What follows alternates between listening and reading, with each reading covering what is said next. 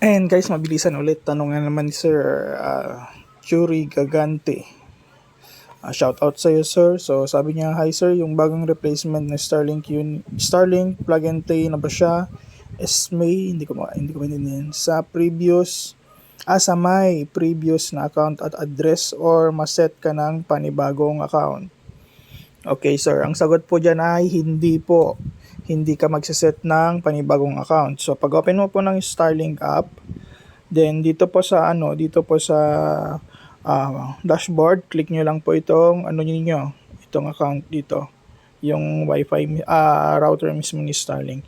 And then kung mapapansin nyo, andito na yung ito yung dating account or dating unit, parehas na account po yan. Ito dati na siyang may ganyan. So si Starlink mismo ang nagtag na niyang bagong unit diyan sa parehas na account ninyo. And ang gagawin niyo na lang diyan, kasi bibigyan naman kayo ng credit, 1 month na credit, i-activate na lang ninyo pagdating ng inyong unit. At kailangan nyong i-return itong luma. Nasa video po natin kung paano i-return yung luma. Salamat.